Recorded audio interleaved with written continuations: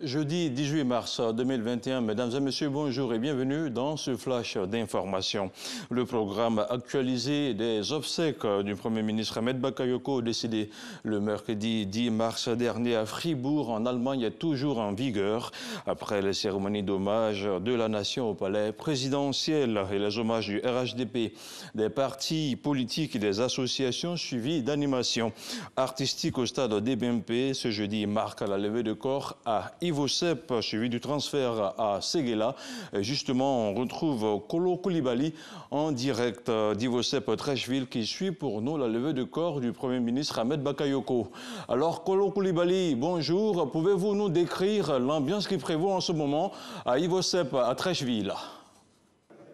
Bonjour Abdoulaye Kodé, bonjour à tous. Nous sommes ici à Ivosep, Ivoire Sépulture à Treichville, où a lieu ce matin la levée du corps de l'ex-premier ministre Ahmed Bakayoko, chef du gouvernement, ministre de la Défense, qui est décédé, et vous le savez, depuis le 10 mars dernier. La Côte d'Ivoire porte donc ce deuil, ce voile noir qui frappe notre pays, qui est porté par tous les Ivoiriens et même au-delà.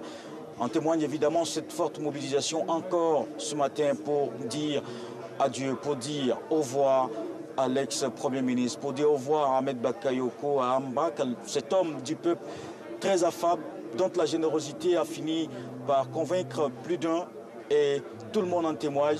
Aujourd'hui, ce matin, on peut le voir dans les différents regards, c'est la tristesse, l'atmosphère est suffisamment pesante, la douleur est là, la tristesse également sur les différents visages, et surtout ces regards inquisiteurs. On se demande, mais pourquoi ce départ si brusque du chef du gouvernement? Et ce matin, cette forte mobilisation pour lui témoigner cet amour, l'amour de tout ce peuple pour lui, Ahmed Bakayoko, qui aujourd'hui va prendre la route de Séguéla, la terre de ses ancêtres. Donc dans quelques instants, on va assister à cette levée du corps et tout est fin prêt ici à Ivosep. Merci Kolo Koulibaly pour ces précisions. Je vous rappelle que l'hommage de la nation à la dépouille d'Ahmed Bakayoko a eu lieu hier mercredi au palais de la présidence de la République. La cérémonie a enregistré la présence de 4 chefs d'État de la sous-région et plusieurs délégations venues du continent. Une cérémonie d'hommage qui s'est poursuivie au stade DBMP où le RHDP et la population au grand complet a rendu un vibrant hommage au Premier ministre dans un stade plein à craquer, comme vous pouvez le voir sur ces images. Je vous propose à présent d'écouter le communiqué et le programme intégral des obsèques du Premier ministre Ahmed Bakayoko, un communiqué lu par Abou Sanogo. Le programme actualisé des obsèques du Premier ministre Ahmed Bakayoko, décédé le mercredi 10 mars 2021 à Fribourg en Allemagne, se présente comme suit. Jeudi 18 mars 2021, de 10h à 13h, levée du corps à Ivosep suivi du transfert à Séguéla. Vendredi 19 mars 2021, 12h30 et 13h30, prière suivie de la levée du corps à la grande mosquée de Séguéla. 14h30, inhumation dans la stricte intimité familiale. Dimanche 21 mars, 9h-12h, cérémonie du 7e jour à la mairie d'Abobo.